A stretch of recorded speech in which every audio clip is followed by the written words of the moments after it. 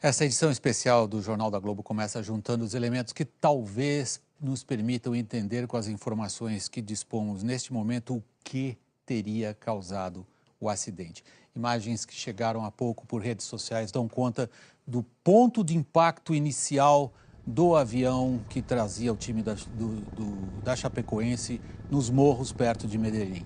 Essas imagens foram feitas provavelmente por um helicóptero militar colombiano, não estão identificadas. Percebam que uma das asas já ficou ali no topo do morro.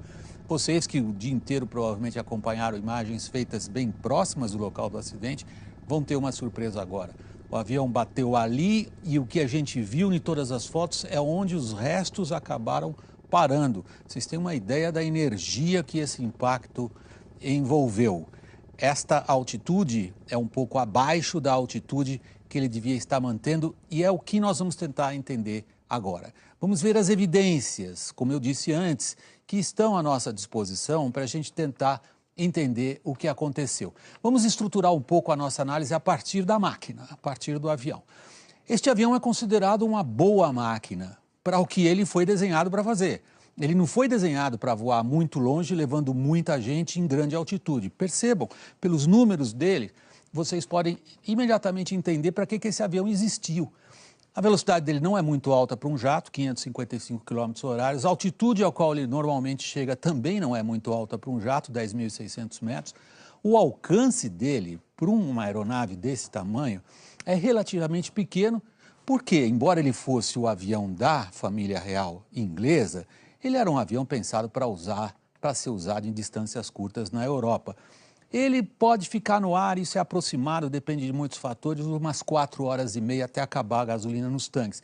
E ele tira do chão 43 toneladas. Para que vocês tenham uma ideia, qualquer um desses aviões mais populares em uso no Brasil tira quase o dobro de peso do chão. Vamos ver a rota que esse avião estava fazendo. Ela já foi calculada aqui de acordo com as estradas aéreas, as airways, e era uma rota de 2.985 quilômetros. Qual era a autonomia dele que vocês leram lá? 3.000 quilômetros, ou seja, 15 quilômetros para uma máquina dessas de diferença não é nada. Este número é importante porque ele existe, não é especulação. O tempo no ar aproximado que um avião desses fica é em torno de 4 horas e meia. Quando ele chegou próximo a Medellín, ele já tinha voado 4 horas e 15 minutos. 15 minutos de reserva de combustível é bem pouco. Qualquer piloto vai dar razão quando ouve uma afirmação dessas. Vamos ver lá o que aconteceu em Medellín. Ele se aproximava de Medellín, mas não estava sozinho. Outros aviões também estavam se aproximando desse aeroporto. Por este setor aqui vindo do Brasil, o avião que levava o time da Chapecoense, outros 2 aviões que vinham de Bogotá. Agora, interessante é o que aconteceu aqui. Esta aeronave estava voando em direção ao Caribe e o piloto teve um sinal a bordo de vazamento de combustível. O que ele fez? Pediu prioridade para pousar no aeroporto de Medellín. O controlador fez o óbvio, deu a prioridade para ele e colocou os outros, fazendo aquilo que em linguagem aeronáutica se chama espera, órbita. Quem voa muito no Brasil já fez isso várias vezes por causa de tráfego aéreo. Enquanto o aeroporto estava suspenso, se havia um aviso de derramamento de combustível, eles tinham que olhar se a pista não estava contaminada com combustível. Os aviões em espera eram 3. E o avião da Chapecoense, o terceiro na fila. Com isso, provavelmente, o piloto não contou, aumentou o tempo dele. Cada volta dessas dura 4 minutos. Ele já estava na segunda, ele já estava a 8 minutos, a 21.000 pés, que é uma altitude bastante grande para quem vai pousar, esperando a vez dele em silêncio. Notem, essa está à disposição na internet, quem gosta de aviação acompanha, é o site Flight Radar 24, que recebe os sinais do transponder e mostra o avião da Chapecoense fazendo as voltas, que são exatamente as voltas que vocês podem verificar aqui na carta de pouso, que é a carta que o piloto estava usando naquele momento. Notem como é perfeitamente simétrico o que ele está fazendo, o que ele está lá. É num desses momentos, e nós preparamos uma representação gráfica esta, que dá a vocês uma ideia da terceira dimensão, como é que o tráfego aéreo procede.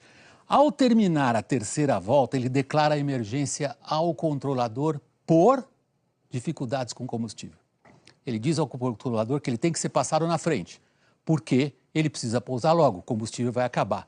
Neste momento, ele inicia uma descida muito rápida. Os outros 2 aviões acompanharam e reportaram, a gente ouviu esses áudios um pouco dos outros pilotos, dizendo que eles estavam assustados e com pressa. E é quando ele declara, o que vocês ouviram no noticiário hoje, uma falha elétrica. Para os pilotos com os quais eu conversei e que já tiveram a oportunidade de pilotar esse avião, é óbvio que ele teria uma falha elétrica. Quando os motores param por falta de gasolina, para o gerador de energia elétrica, ele perde o painel. É quando este piloto deste avião começa a pedir para o controlador de Medellín, outros áudios que nós ouvimos também, por favor, nos ajudem a encontrar o caminho do aeroporto. Eles estão às cegas, o avião está descendo rápido, ele está provavelmente sem os motores funcionando e sem saber exatamente onde está a pista. O controlador tinha dado a ele uma altitude mínima, em torno de 10.000 pés. Porém, ele já estava a 9.000 e passando perto de morros que tinham quase aquela altitude. Uns 8.500 pés, desculpem eu não falar em metros, é porque na linguagem da aviação se fala sempre em pés, mas o que importa aí é a proporção. Ele estava muito baixo e aí vocês veem o resultado.